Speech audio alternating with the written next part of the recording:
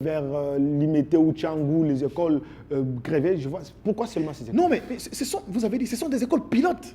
Même l'État s'appuie sur ces écoles pour pouvoir, n'est-ce pas, faire l'évaluation de son programme national. Donc, ce sont des écoles pilotes. Ce sont ces écoles qui doivent... D'ailleurs, elles jouent leur rôle en tant que responsables. Mon frère, il y a un problème ici, dans ce pays, où l'enseignement était devenu un business. C'est pas ça qui choque? Mais évidemment, c'est ça qui choque. Il y a plus de gens dans ce pays. Il y a plusieurs écoles. Il y a combien d'écoles qui revendiquent? Il y a combien d'écoles qui boycottent Mais Jacqueline l'a dit, ce sont des écoles pilotes. Ça dit que ce sont des écoles VIP. C'est ça le mot qu'il devait utiliser. Ce sont des écoles catholiques VIP. Qui fonctionnent... VIP, c'est-à-dire? Voilà, qui fonctionnent avec un frais de fonctionnement beaucoup plus élevé que d'autres. Ce sont des écoles VIP. Donc, c'est-à-dire c'est moyen, écoles, si on donnait même à une école là... Voilà, ça fonctionnera normalement. À Kisenso, tout ça. Ce sont des écoles catholiques VIP qui justement posent des soucis. Mais en croire le ministre du secteur, il a déjà essayé d'approcher ces derniers pour essayer pour voir comment absorber. Donc, mon frère, je chute par là. Ouais. Quand vous voyez un politique, un acteur politique condamné ou ne voit que le mal dans ces secteurs, dans la gratuité de l'enseignement, ça dit qu'il y a un sérieux problème. Probabilité d'être effective. Et vous l'avez dit ici dans vos propos introductifs, qu'il y a plus de 7000 écoles dans la ville de Kinshasa.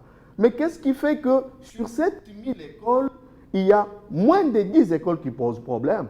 Et je suis très malade d'apprendre que ce sont des écoles, en fait, lixiaises, ce sont des écoles de première classe.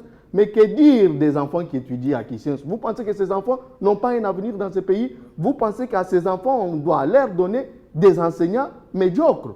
C'est ce que j'appuie, contrairement peut-être... Toutes ces écoles, ce sont des écoles publiques. Contrairement à mon co-débatteur de tout à l'heure, de ma gauche, que le vice-ministre Bidimbu a des fois avait raison, puisqu'il s'agit des écoles conventionnées catholiques, des écoles qui à son temps appartenaient à l'État et dont la gestion a été confiée à l'Église catholique.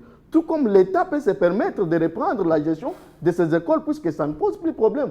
Pourquoi ces enseignants-là ont droit de toucher $600, $700, alors que les enseignants qui enseigneraient en Gaba, à Kisensu et chez moi au Kasaï touchaient à son temps en descendant des $100. Et puis je vous rappelle déjà encore. On est tenté de parler aujourd'hui. Je vous ai dit, nous ne produisons pas. Mettons une taxe, admettons par exemple, sur l'importation. Parce que tout ce que nous consommons dans notre pays vient d'ailleurs. Si on fait une taxe et on évalue d'abord, il faut travailler avec tout le monde pour que ça marche. Nous n'avons pas besoin des années blanches dans ce pays. On a besoin que ça fonctionne et que la vocation de maître, parce que celui qui va enseigner, moi avec vous on pouvait être maître, non? Pourquoi on n'enseigne pas? Parce que ça n'inspire personne aujourd'hui. Alors pour vous, il n'y a pas de sabotage? Non, mais je ne pense pas qu'il y a sabotage. Je pense sabotage par rapport à quoi? Former des gens, ils demandent des moyens. Qu'est-ce que vous utilisez sabotage? Remettons tout le monde autour d'une table. Le privé, l'État, examiner réellement quel est le moyen que nous avons besoin aujourd'hui pour redresser le système éducatif congolais. Qu'on cherche de l'argent. Merci beaucoup.